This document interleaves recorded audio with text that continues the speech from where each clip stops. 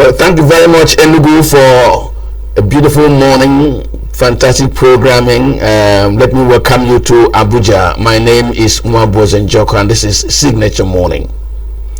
Now, you remember that on the 20th, Wednesday, the 20th of this month, Justice James Omotosho of Court 5, I'm told, not Court 7, of the Federal High Court here in Abuja, delivered a landmark judgment in a trial that began since 2021 of Mazi Nnamdi Kanu, the leader of the Indigenous People of Biafra, IPOB. He sentenced him to life imprisonment, and the judge said that he should be kept where he is safest in the country, because according to the justice, he has many enemies. He also has many friends, he said. So he should be kept where he'll be very safe, where his enemies will not get at him. And thereafter, Nnamdi Kanu was sent to Sokoto Prison. Nnamdi Kanu in Sokoto Prison is the topic we're discussing this morning. I will not introduce my guest first.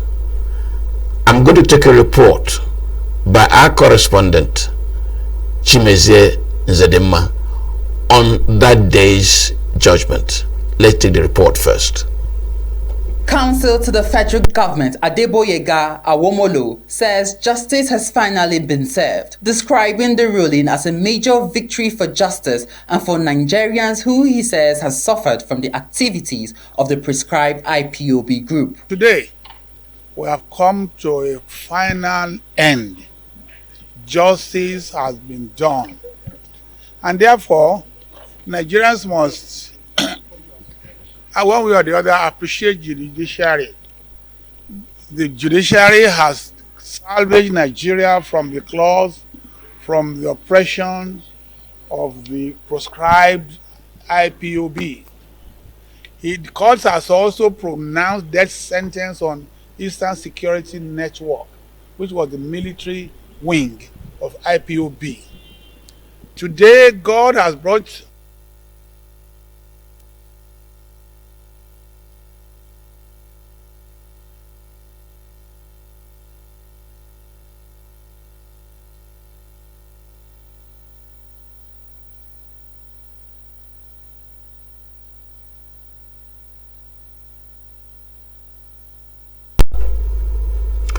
Well, I'm having a little bit of an audio challenge with that report, but he was sentenced to life in prison and is now serving his sentence in Sokoto Prison. But is it the end of Nnamdi Kanu's journey, Sokoto Prison? I do not want to know. His counsel said that they were going on appeal. But he is in Sokoto Prison. And I have somebody in the studio, ask my guest, Dr. Ikechukwu Egbonu. Dr. Ikechukwu Egbonu is the bishop of the Anglican Communion, Church of Nigeria, Anglican Communion, Oji River Diocese. Your Lordship, you're welcome to my program. Thank you, Chief. You were in Sokoto a few days ago to see Nnamdi Kanu. Why was this visit necessary? Actually, I have a crusade in Sokoto within that season, about 4 days crusade. Within the time, I already determined that I would see him in Sokoto, because we've tried to see him in the days he was in DSS custody, but it was not really possible. The attempt to see him actually is because it borders on our people. It borders on Igbo land, it borders on Nigeria as a nation. The young man has grown to become the leader of the largest mass movement in the world, or maybe in Africa. And you can't take it away from him. He has followers. I was in Spain, I saw a lot of people talking about his case. I was in Germany, I was in Switzerland. Everywhere you go, you see, but not only Igbos, but Edo people, Yoruba people, a lot of people are keen into what he's doing. So he cannot remove that fact that the guy is a social leader. Nigeria keeps a blind eye on that, it may not be to the best interest of Nigerians. And some of the things we will do to a man like this to sometimes go close to him, because one man decides what he does alone, he can run out of the rail. So sometimes going close to him can actually help to bring a blending, and then try to bring some, one or two cautions, things that will help him to organize what he's doing, or even consider certain things about what he's doing. Then again, the Bible also gave us an injunction to go see people who are in prison.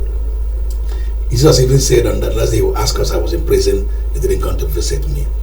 And then again, Nnamdi Kanu is for Anglican extraction. The mother and the father who died of the attack that happened in their house were all buried by Anglicans. I'm an Anglican bishop, and being a bishop also, so it became important that I go to see him. So I really took out time and pleaded, and then followed all the process, filled out the forms to go see him. And then God granted me the opportunity. I entered the prison and we spent about 1 hour or more talking, encouraging him. We shared the Bible, we prayed together, we looked at the whole thing holistically. I put up my own advice. He told me what to tell our people when I go. And so it was important that I see him.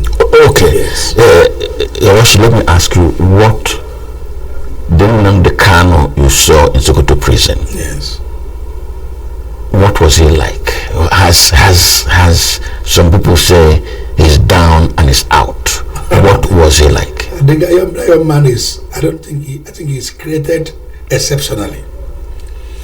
When I was hoping to go to console him and comfort him so I can remain alive and in right frame of mind. But when I got there, he was the one encouraging me, rather. He was the one telling me that, well, so don't worry, that should tell our people to calm down, that people should not get into violence or take law into their hands, that he's not party to killing people, that he doesn't come to kill our people, that should tell them not to go into any kind of violence, because if they do, the international community and the rest of the Nigerians will turn them terrorists indeed. So he was the one encouraging me. Was, in fact, I don't know, everybody in that prison, all the prison warders became his friends. I mean, he'd be so liked among them. In fact, yesterday I saw one of the prison warders commenting he has never seen, and it was online, anybody like Nnamdi Kanu before. And I also learned when he was in DSS, the entire DSS fell in love with him. So the guy has this likable nature, and I even thought he's a violent man. That was the first time seeing him. But when I met him, he was a very calm, cool man. We had time to chat. He was in the right frame of mind, in good faith, full of confidence and hopeful. I don't think he's down and out. So the guy is living, already has stepped over what has happened to him. I believe he's living in the next world. He's not living in this generation. If I were him, I'll be down. I'll be complaining. But now, Nnamdi Kanu has been agitating for a separate identity, a separate nation. Your Lordship, I'm not going to lead you into temptation, but I'm going to ask you, the man you met, did you get his attitude toward that separatism now? You see, that this is one thing the Nigerian nation and the world will really sit down to look at. Ideological war is not fought with guns and bombs. The Biafran issue is identity and ideology. It's something you may not be able to clean up completely. I didn't see Nnamdi Kanu as somebody who is willing to drop his identity and the idea of Biafra. Because if you follow trends, you will know that even the Nigerian Biafra war happened because of this same reason. And if you go through Ahara Declaration of Ojukwu, you will see some of the things he said that were the reasons for the war. So he didn't get into the war because war was something very pleasurable. But he said that some people of the Near East have conquered our brothers in North Africa and they want to conquer us too. So we say no, these are part of the ideologies.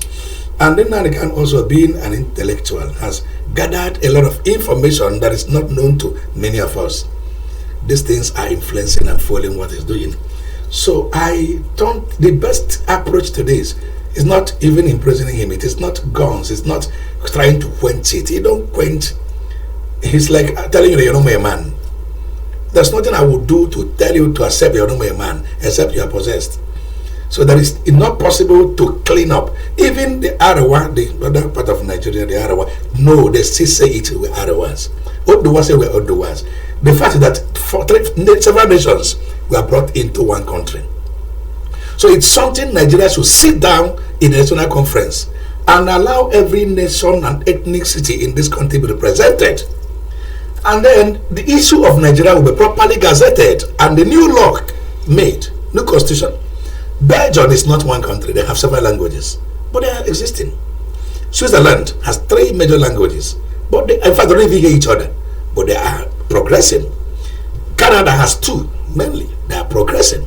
South Africa has as multiple as Nigeria, but they are progressing. So our own problem is an issue I don't know how to. It's an extreme ethnocentrism, because in all these places, so even in America, it's also multicultural. But there is a working law. There's an agreement. That's what they call justice. Injustice versus all. So the country is working because they have a constitution and they are executing the constitution. They are enforcing the laws. If you call somebody a nigger in America, police comes on you. Whether you're a white man or whoever you are, the law works. So everybody has to live by the law. Even a foreigner in America has rights in USA. In UK, for instance, if you commit a crime, the government of England, to be sure they are not imprisoning the wrong person or sentencing the wrong person, will give you money to buy a lawyer if you don't have money to buy a lawyer. Or they give you a lawyer if you choose otherwise. So that they can be sure you are properly tried, prove your case before they can sentence you. But you see, in Nigeria here, it's not so. So I don't see Nnamdi Kanu backing out. So what is being done may not be the right approach. The right approach will have been to really listen to this young man by the state and our politicians in the East consistently to find out what he's talking about and give a direction to it. And so that peace can reign. Anyway, my brother, I don't see him as somebody who is willing to die there. He's not even willing to. Not ready to. I don't think, because we spoke. I tried to talk to you. I don't think it's somebody who is giving up. But eventually, I think he's learning wisdom from his mistakes. That's what I can say about that from the things we discussed. So if he's given opportunity again, he may not approach things the way he approached them before. But as for agitation, you cannot say that Igbos are not marginalized. Nobody, even the presidency, knows that. Even core Hausas who are good, will tell you that what is being done is not good. Right in Sokoto, there I interacted with a lot of people. I found that even some Hausas, some Fulanese, and other nationals are in sympathy with Nnamdi Kanu, even in that prison. So it's something that is so glaring that we can't wish it away. It's like postponing the evil day. We have to meet that day today. So send the Nnamdi Kanu to prison. He may die, he may be there if you succeed in putting him there for life. But have you killed the ideology? Others will soon rise again.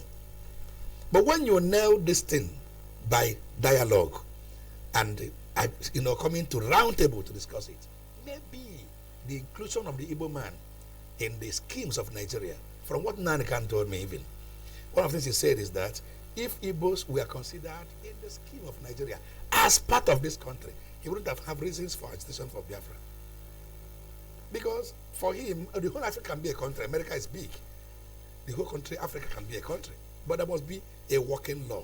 He said if there's a constitution in the country that is working, and if his people, Igbos, are included, that when he met the governors in the East, he requested of them only 3 things. He would drop the agitation. He told me this. He said he asked them to do the road from Enugu to Port to Owerri, to Onitsha to Enugu, and then give us seaports. These are the 2 things he requested from. And second, Niger Bridge, 3 things. That if this is done, he will have resigned, he will have surrendered this thing. He's not asking for anything from the government, from what he said to me. And when I look at him, I couldn't persuade him otherwise. I have to also become soft, trying to agree with some things he was saying, because we are in Nigeria, we see what is happening in Nigeria, where if you import something that is going down to the East, anyway, some of these things are not things we just continue talking about because Nigeria government knows. Yes, but now, I want you talking about the Nnamdi Kanu in the course of addressing the very first issue I raised. He said He gave you some message for our people. Yes. I'm one of your people. Yes. Can I be told? Yeah, the message he gave me, he was very optimistic. He said something like this, that he was never the one engineering the killing of people in Igbo land. He was saying this as almost an oath, telling me he has never been the one. He might have made statements out of anger, but he has never been the one commanding for people to be killed in the East. He said that to me. And then he said to me that he has written a letter with his own hand when he was in DSS and gave it to, I think, either a lawyer or somebody, one of the lawyers, to go to some countries in Europe where some people are speaking from, commanding sit at home, and the rest of them, to tell them that sit at home is hampering on Eastern economy. It doesn't want it to continue. To tell them to desist from killing our people. But, and all the things they were doing. He also told me something I've never heard about before. In the East, there are about 4 different people who are causing mayhem. He said that the first group is imported. He supposedly believes is sponsored from somewhere here in the center, from outside, causing mayhem to tag him, an evil man, to do what they're doing today on him. And then number 2, he said that economic or non-government, people who gather in their, just like the bandits now. Yes. All the bandits are not jihads. All the bandits are not sponsored. All the bandits are not into religious genocide. Only some people are economic bandits. Like there are some in the East, they kidnapped my priest too. In the East. And when they brought the ransom, they let him go. So they were economically, you can't call that one criminals who kidnap people and make money from them. And sometimes when you struggle with them, they kill. And they answer unknown government, and they call them IPOB. And there's another group that is called, I think, Pilot or so. I don't know what those ones represent. And then there is an IPOB move, which is purely agitation for the liberation of the black man and defense of the borderland of, according to him, Biafra. So that he has not been involved in some of these killings. He told me that some of the things he's sentenced for were things committed while he was in DSS custody. So how could he have done that? He said he begged DSS several times to allow him to address the Igbos on camera so that they would know his mind. They didn't give him that chance. So he now told me, since I'm able to see him being a bishop, that I should go and tell our people not to take the laws in their hands and not to be so angry to start doing riots and protesting, because he could lead into all kinds of chaosity. He said I should tell them to be calm, that they are taking due process, going through the laws and procedures of the law to secure his release. He showed me irregularities. He has 140-something pages judgment delivered by the Omotosho. Yes. And then he had it in front of him. He was showing me the charges and opening to show me irregularities between the charges and the sentences. And so if this thing stands in appeal, he will know there's nothing called Nigeria anymore. Because the whole thing for him is a shenanigan. He showed me where they say they committed a crime in UK, but the UK court has not tried the case. But Nigerian court is trying what was committed in another land. It is not. He said that the law with which he was condemned was a repealed law. That he was asking for them to show him the law. But it looked to him like the judge was doing the case for the prosecutor. So it looks like for him, the judge became a prosecutor. Because I was trying to ask him, why did I bust in the court? So he told me he busted out in the court because he felt that this is injustice that cannot be taken anymore. So he couldn't take it anymore as a human being. He has to bust in that way. Because he saw, according to him, the judge almost doing the case for the prosecutor, which shouldn't be. The judge should be an unbiased umpire. Prosecutor will bring out his evidences and he will counter the evidences. He said they try so much, it is his right. That most of the objections he raised during witness, that the judge told them not to raise, he won't accept it, that he will only accommodate them in the final written address. But now he denied them the right of the final written address. So, he was so angry about it. He told me he was renditioned from Kenya. So there is no ground. Having broken law, for you that goes to equity, goes to clean hand. That the appeal court has decided him before. I think High Court also discharged him in this matter. But the matter is retried. That the law does not allow criminal matter to be retried after it is discharged. He said he was not given ample time even to defend, if he was even going to defend himself. He said he applied for motion to question the jurisdiction of the courts. That in every sane court, the judge should have dropped the sentence first and attend to the motion and possibly squash it give judgment on that before he continues with defense. But that was not given. He only foreclosed him and sentenced him. So for him, he feels that the sentence was written before even the trial commenced. And that was why he opted to defend himself instead of legal men. So he said those are the reasons why he busted out. But he now said again that he has confidence that Nigeria actually has not deteriorated to that level where such illegality can stand. That appeal court, he believes, will do justice. So that Igbos, Igbo youths, IPOB, whatever group, the Ohanese, everybody should calm down. Those who want to support him in the trial, as lawyers, should get involved. Those who have any idea to bring as Igbos to get involved, instead of creating mayhem in the streets and burning shops and destroying land. Even the Mondays at home, he said he's not interested in it. That is not helping the matter. He's making his case worse. Because one of the things he was sentenced was that he was one who created sit at home. But he was not. He said they said he bombed America or bombed UK, I don't know. Embassy. He said, when did he do that? That kind of thing never happened. And a lot of other things he was saying, but you could see him quietly, calmly telling me this. So I was like, why not be this calm in the court? He said, he now gave me the reasons why he could not take it anymore than to bust out. He said he has been incarcerated for 5 years, but as he has been released, at least he will have been discharged for that, and the new case can be terrified. But that was not done. He has been kept against his will. So those are the, you can't blame a man who has been in prison for almost all this long. His mind also may not be in the right frame, so he can bust out. And again, even our boss does not state the judgment because it's only a content of the court. The judge can fine or can do other things on that, but the judge also seems to be emotional as well. And a man who stands an umpire shouldn't be emotional. You should look at law and deal with issues from the perspective of the law. And all of these were his own views. So our people, both Nigerians and the Biafrans, we know that when he was sentenced, it looks like somebody died. The entire place became quiet. It looked like the hope of majority of the Nigerian Igbo people was buried. But it was like, don't bury your hope. That God is the hope, not Nnamdi Kanu. And then they say that everybody should relax. Even if he's killed, they should relax. But he doesn't think he'll be killed. That he believes the appeal court was passing. He also believes that Tinubu is wise enough to do the right thing. Those are his words in the prison there. So I prayed for him, and then we shared the word of God. I encouraged him, and I encouraged him also to coordinate, himself. And then, in fact, he was happy I came. He was so happy that I came from religious, side. Because all the times people who go to him were lawyers. This matter, I came from a different angle, and then he was so happy. So we prayed together. I didn't go with food. They wouldn't allow me to give him food. But I just prayed for him, and then I left. Your Lordship, you are not in Nnamdi Kanu. But this matter of Nnamdi Kanu also requires interrogation.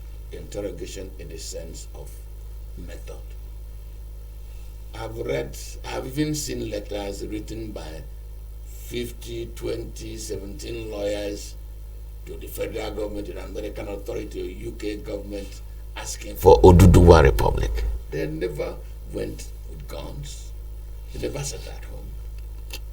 I've also seen, I've used it on this program, the Fulani National Movement, who also say, look, we want to go our own way. They didn't carry guns. They didn't sit at home. This Nnamdi Kanu's agitation that has gone this way, I'm not making you a judge. Is that young man's method? Is it right? Everything in life borders on perspective and worldview. It borders on cosmology. The way I will approach something may not be the way you may want to approach it, depending on the information and exposure available to me. I am a bishop, for instance. If I want to approach things, I will follow it religiously and I'll follow it from Christian perspective. I do not know Nnamdi Kanu when he was a child. I don't know his upbringing. I don't also know what his father told him about Nigerian Biafra war. Because Nigeria has suppressed the history of Nigerian Biafra war. If that history is being told, maybe many Igbo youths will have known what really happened. It will have even helped us to decide whether we really want to fight another war or not. But now, youth who have not seen war want war because the history is not being told. I know Nnamdi Kanu was not born, wasn't part of the war. No. I know. So all of those things are issues. I also think, in my own view, that when Nnamdi Kanu began, Igbo people lack elders. Elders, not people of old age, but elders in terms of leaders who are Igbo-centric in approach. Most of our governors in the East, if I say most of them, that it looks like they bought their seats with their money, or they were planted by some other person from somewhere that are serving. I mean, but of course. So I think that the major thing that brought this thing to a point of being soured is because, according to little things I know about some of the, when he began this movement, there was no, he was saying it's a protest, peaceful agitation. He was saying it, and it was gathering momentum. And it continued peaceful, not until Python dance. So I think Nigerian government should also look at their own approach to this matter. Because when it was peaceful, they were killing them. They come to protest, and the military will come and shoot them. I know a lot of young people who died, even my members in the church, who, I don't know why they got involved. They went out, in Boer Junction, some of them were killed. And, when people protested for NSAS, people were killed. So Nigeria becomes a place where people can no more protest peacefully. But every other place in the world, it is like something lawful. So sometimes action can beget action. So I do not know when it generated to this level, but I know originally from whatever time, I don't even know when it started, but long ago, from Masob.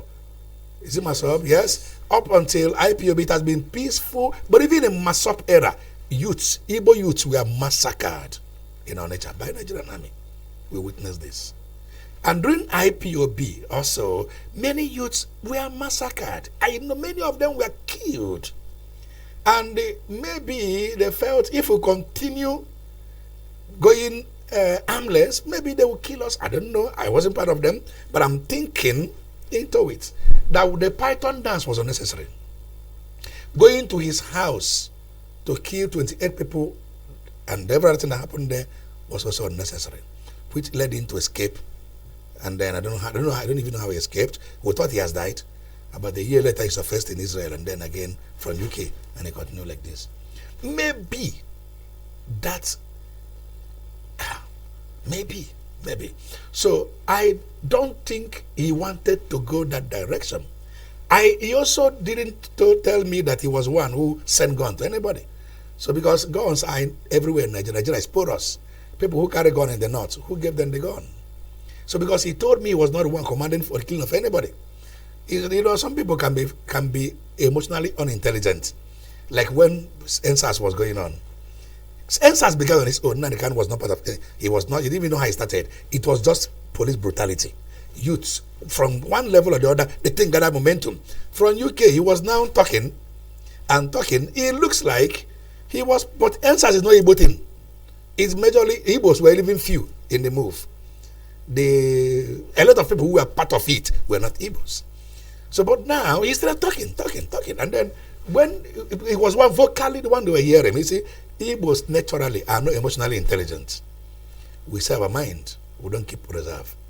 It's even affecting us in South Africa, in Kenya, in everywhere. And that's one of the things I'm asking our people. That sometimes you don't say everything that come to your mind. There are things that come to your mind that you can keep and talk to those who can keep it for you. We're not like that. Sometimes when things happen around government, even you will see the boss bust out. Okay, within the course of this time, our brother, the senator from Abia State, has already spoken. When Yorubas have not spoken, Hausas have not spoken, he's the same guy from the same state that woke up to even put 30,000 killed by Nnamdi Kanu. When did that happen? These figures are not factual. So we are just, I don't know what's wrong with us. And then one of our governors in the East always opened his mouth to talk. Before genocide was even concluded, he has spoken. And you are living in the East, you've not been to the North before. You have not lived among the Christians in the North to interrogate them. The next thing you are telling us, there's no genocide in Nigeria. The genocide in Nigeria, I don't know whether it exists or not, whether it is called target killing or it's called the jihad, or it has many faces. Farmers headers crash is a different thing. Fulani headmen attack is a different thing. Banditry is a different thing. Boko Haram is a different thing. ISWAP, each of them have different agenda. But as for target killing of Christians that have been going on for more than 40 years now, is a reality. What is genocide? Do you wait until everybody dies before you know it's genocide? It can be an ongoing thing. You don't quantify genocide by many people who died, because it starts with killing one person to killing two, and then it continues to grow. So the best is to end it now. But somebody just woke up, instead of bringing solution to this matter, he started talking that is no, I don't know, it's our people. You wouldn't hear the Yoruba governor say anything. No, Northern governor said anything. He was somebody from the... So we have that issue with the emotional intelligence. Maybe the way we are made in Zobu, Enyi. So he was talking. So when he told me that these things is not the one doing them. He said that each time it happened, IPOB will say, we're not the one. That each one they did, they will say they did. So I can't connect any to any. So I don't know, I can't really say for sure that he's the one who brought the guns. I can't say for sure whether he's the one who didn't bring the guns. But he is saying, I didn't carry gun to kill anybody. I've not carried gun before. He said that to me. So, people can put themselves, they say that what do they say it, a tortoise, say that when the person died, they say it's the one who killed it. So sometimes we better keep our mouth shut. Even those who kill don't say it. People who really kill, you don't know they kill. Those who say we will kill are the ones who don't do anything. So, okay, the churches who pray, die. When people die, do you say they're the ones who kill them because they pray, die? All of those things are things we should look at. However, I believe that if Nnamdi Kanu is given opportunity again, and our governors in the East, the Igbos and religious leaders are given the allowance to sit down with him by the Nigerian government, some of the things he's doing will be given a better shape. And the Nigerian government can now know how to tackle it. He can itemize his problem, what he really wants done. And all of us will see it. We can now take it to the center and then we'll look at it. It's not a difficult thing to do. And then this whole thing can come down. But if you keep him there in prison, the anger, he wouldn't even have a ground. It's a book, see my room, see the baggage where they see. So when you quarrel with somebody, create a space for reconciliation. So the moment he remains there, who will you talk to? There's no face called IPOB. He's the only face called IPOB. The rest will just be causing mayhem here and there. But the moment he's brought out and then the decision starts, our governors who are like Baribe is a good, loving man. You can trust people like that. You can trust people like Chidoka. You can trust people like Oti of Iber State. People like Simba of Enugu State. I don't want to mention further. But these ones can, like some bishops, like Bishop Valo Keke, Bishop Obina, Bishop Doko, David Honor, Bishop David Honor of Okigwe. Some of these people, these elders who are Igbo Obi of Furniture, the Obi of Igbo of Newi, some of these elders can come together and sit down. This man is a young man. That's what they call his exuberancy. You don't throw a child with the bathing water. So our leaders should think about this. Some of them are saying, Nnamdi have done this and that and that. The fact that even your own children, your sons in your house must have done something wrong. Do you throw them away? No, you correct them and hope to have a better version of them. That's what I'm thinking about this matter. Your Lordship, you just touched on something now that also bothers me, and I want to have your take on it. Our Igbo elders who sat through this thing developing up to this point, did they play their roles effectively? I do not think they do, because if you compare what happened in Yoruba land, the Sunday Igbo or whatever stood up to declare Oduduwa Republic. He's still moving around, probably because the elders of Yorubas got involved, called into order, and they restructured, reorganized, and rechanneled. They have. Somebody told me in America, in Baltimore, they have also sent a bill to the House requesting for the Oduduwa Republic. It has gone to the first reading also. Somebody told me that I don't know nothing else. So it means maybe they called him and then. But when Nnamdi Kanu was talking, everybody was against him. It's like he was against everybody too. So our people are Republican in nature. Everybody is a chief in his house. So we don't have what they may call collective thought of the Igbos. We even have several organizations and several cultural groups. And the church itself is suffering from a kind of what the man they call Chinua Achebe said, that they have put a knife in the center of that which unites us. Center can no more hold. Until Roman Catholic and Anglican Church see themselves as a people who come for mission in the land, not for empires, not two empires struggling. There may not be a leadership for Igbo land and for Nigeria as a nation. The same applies to Pentecostal churches. Until church in Nigeria becomes a church and not a business venture, not empire, maybe that's what leadership can be offered, because we're the light of the world. And so I just pray that we will start thinking, because we didn't do well. We left him all to himself. Even when he was sent out from his house, who really went to mediate with Nigerian government? When they were bringing the Python dance, who went to tell the Nigerian government, stop the Python dance, let's call a brother to order? It's only Abaribe. So he's the only one. He's the only senator we can really look at and call Igbo senator in the House. Maybe Victor May and few others like Tony Moye. I don't know many of them. But others are not, it's like they're all for their pockets. Where belief is, I don't know. But leadership does not stop you from getting involved in what people are doing within your locality. Now, if it gets sour, it will affect all of us. There are also other dimensions to this. This Fulani encroachment is another menace. So it's one of the things Nigerian government should also give attention to now. Because in the next 5 years, they cannot control it. It will be like Afghanistan. You may find out one day that they will feature the army and one day take over power. Then it becomes a Taliban kind of situation. And then they will plant governors in all the states. There's nothing you will do anymore. In Nigeria, we will have a professional prison or professional conflict. But you can be arrested now, before it's too late. Now. Well, my guest is speaking to us this morning in a manner that some of us who are back home watching should please take a little seriously, because the question I asked him is, did our Igbo elders really play the role they ought to play when this was developing to allow it to get to the point we are now? Today, Igbo land has unknown government. I am told that some parts of Imo State you see carcasses of people who've been killed, skulls in their 10s and 20s and 30s of people who have been killed. And young men are being shot in their prime. Is that the kind of social environment that should be allowed to fester? Now, I'm going back to my guest to ask what I think is a critical question.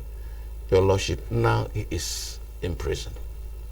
He's hoping to be out through the legal process.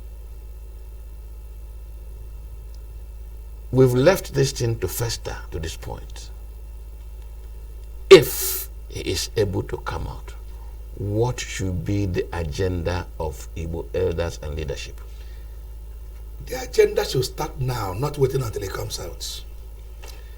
I think the president should also allow reasonable Igbo elders to get involved now. Somebody listening to you when it's sober. And I think when somebody is in that kind of confinement, he is a little bit sober. He can listen to you. And so the elders should behave well now to even organize, pay him visits in prison there, sit down with him and continue showing him love. If you show me love, I can listen to you. If you rejected me when I am in prison, if I come out, I may not take you serious. So this is the right time to go close to him and secure and show him that love. Assist him to get out from that place. Then he will know that, listen, these guys are the ones. I owe them. They help me to come out. They have my interest in their hearts. So when he's out of the prison, you can now say, come, our son, you're our son. People of gray hairs, the Obi of furniture, the Igbo of Owerri, all of them will now sit down with him and say, our son, we have seen what you're agitating for. You are not wrong in your agitation, but we have to give it a better structure. Tell us what you want to achieve. Let's tell you how to achieve it. And by that time, he can listen to you. You can now be talking. And then Nnamdi Kanu has gathered influence. If he says to the youths, calm down, most of the youths will calm down. If you give a different direction, they will go there. So you don't wish him away. If eventually allow him to languish in cell or in prison, many of us in Igbo land, I don't know how habitable Igbo land will be. We should understand there is a connect. There's a connect between him and the average Igbo youth. Especially those who don't have what they're doing now. And even those who are doing something that shops are knocked down, they're connect to him. You know, when they were knocking down Igbo shops in Lagos, reclaiming their buildings, both in Abuja here and there. Each of those guys, you knock down their shops and their houses in an unjust way. You recruit them for him. Recruit them for him. So the earlier the Igbo youth gets involved, and now that he's in prison, and move to the presidency because he's a political prisoner. His case is not a terrorism case. It is a separatism case. It's like you're looking for a different nation. It's agitation. He said there are two different things, but you may call it terrorism to imprison him. But even the presidency knows he's a political prisoner. They say that Nigeria is an indivisible entity. But that is only true if Nigeria starts working. If even your wife you are married to, if your wife is now no more faithful to you and is about killing you, and you find that your life is no more safe, you will seek for divorce in a normal court. But marriage is the only thing God says, let no man put asunder.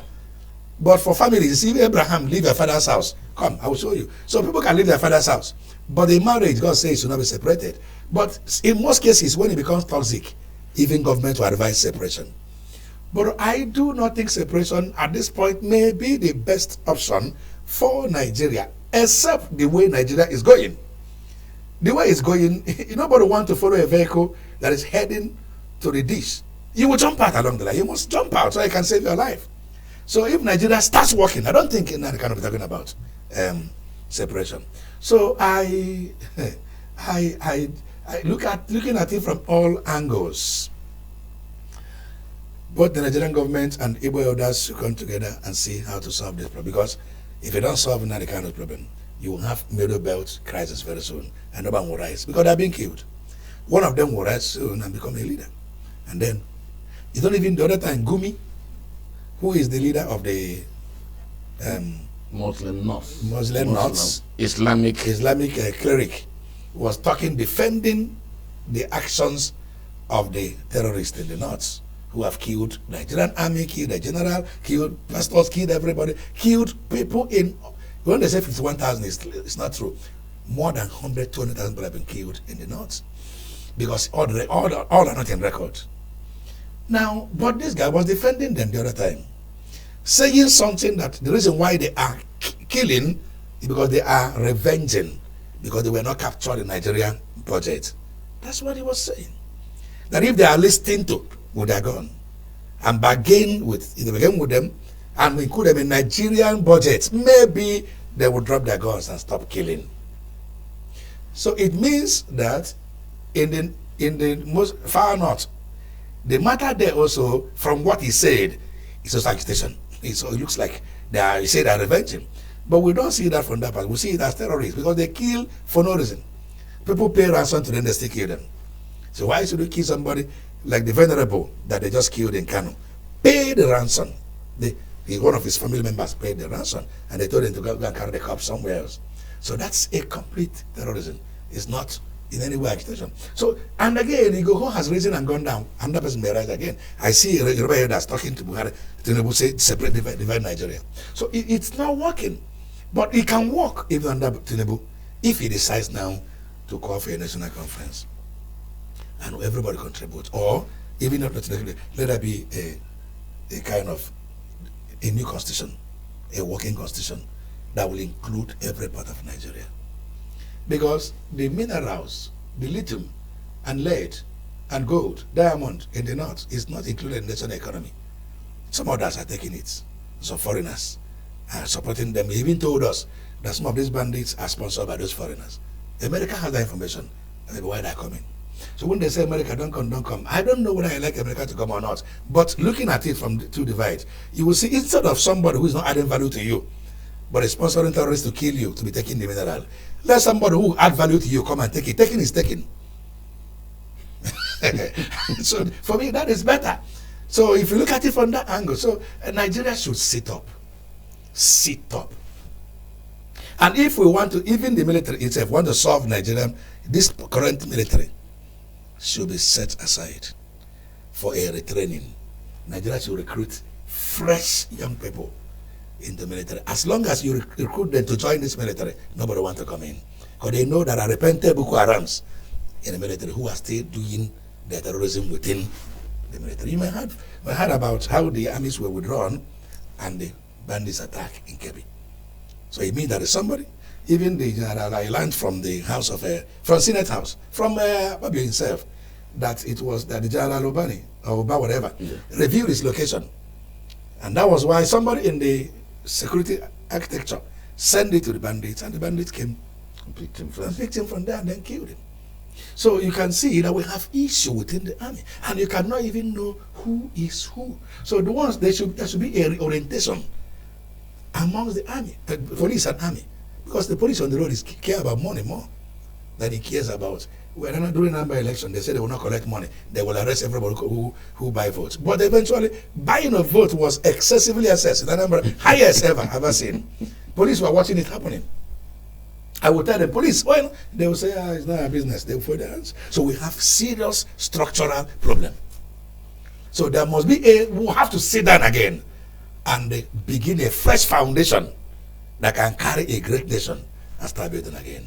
Your Lordship, does this country require restructuring? It's serious restructuring from all angles. Didn't you see the guy in Kebbi, Zamfara, saying that 19 local government areas are taking over? 19. So these guys, and 2 days ago they committed a mayhem close to 30 minutes away from Abuja here. They've been kidnapped in Abuja. So they are ruling Nigeria now.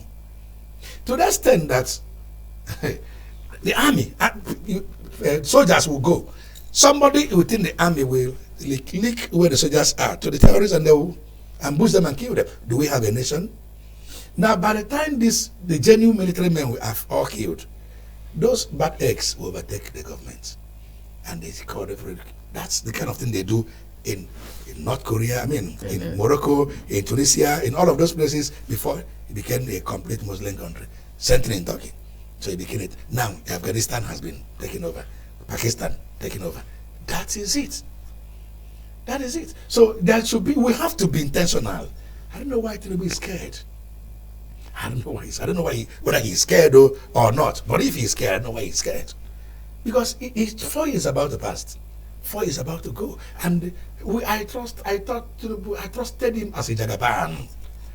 That his kind of heart will be able to. And he's an old man. He doesn't. If he dies now, he didn't die early.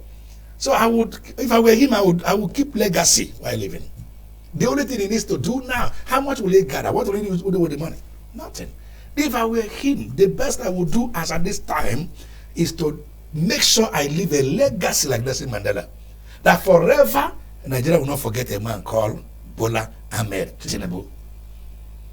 And it's in his hands now. He has all it takes to build Nigeria. The man has everything it takes to rest. I don't know whether it's a political willpower or those around him or information we don't have privy to.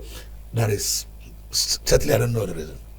But he has the power. Okay, if the governor has control of security, he will recover those territories. Yes. But he doesn't have. So it begins from restructuring the police. There should be state police, there should be federal police. With written laws and codes, they will follow. It begins from returning the army. Though the army should be a central thing, but there must be a way, a law that governs the army. Judiciary should not be under executive. It should be an independent body that will checkmate parliament and executive. Parliament, the executive should not be part of who becomes what in parliament. So a parliament can take the presidency, the executive, and then the judiciary, vice versa. But now everything is in one. So nothing, we don't have a future. Well, he says yes, Nigeria needs to be restructured, but he wants things to work. May not be territorial restructuring, but institutional restructuring so that Nigeria can work. In the past 56 minutes, I'm told, I've been speaking with Dr. Ikechukwu Egbonu, the Bishop of Oji Diocese, Anglican Communion, who went to visit Nnamdi Kanu a few days back. Tried to tell me what kind of man he met.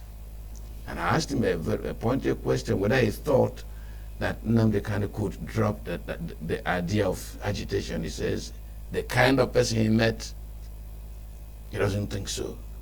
But maybe his methods should be different. And his requests are clear.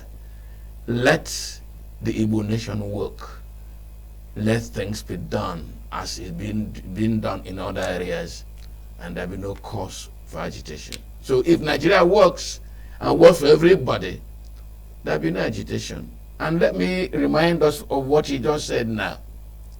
That Gumi himself said those people carrying guns there are protesting as well.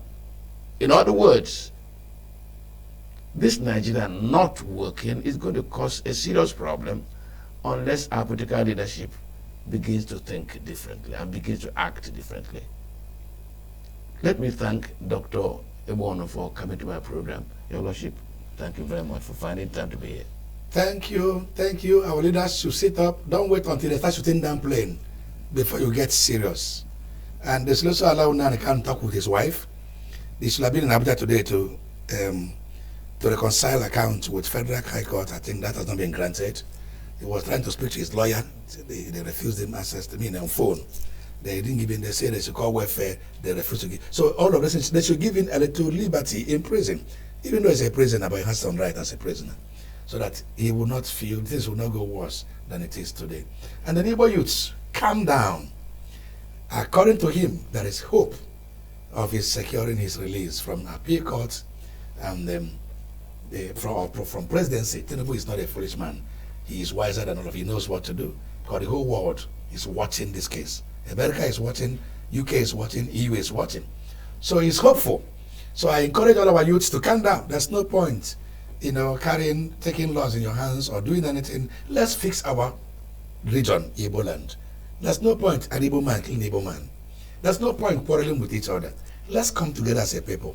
The churches to churches, community to community, Igbo and Anambra, and all of the Igbo states, and even those who are not from within Southeast, who are Igbos, and others who are part of all Eastern Nigeria.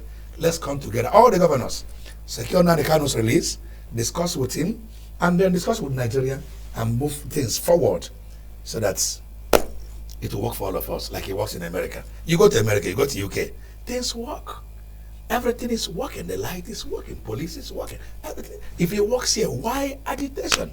Nigerians are living in UK. Are they agitating? They are comfortable.